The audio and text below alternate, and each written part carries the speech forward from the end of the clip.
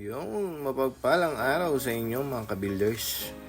Project update tayo. Nandito tayo ngayon sa Mountain View, Alibago. Yes, yan. Pinapalagay na natin ang mga fixtures dyan sa TNB.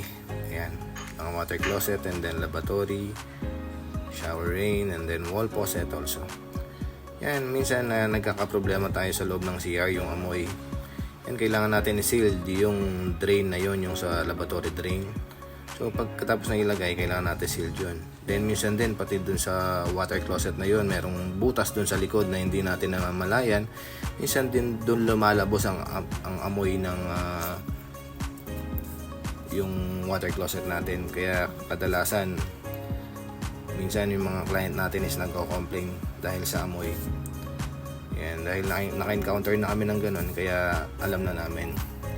Then about naman sa mga tiles, yan, kailangan nakikipag-coordinate tayo sa client. Hindi dahil basta kontrata natin, basta-basta na lang tayo maglalagay. Yan, sa mga sukat, sa mga kulay, importante yan. Para hindi pa balik-balik ang trabaho natin. Yes, kailangan natin makipag-ugnayan sa mga client.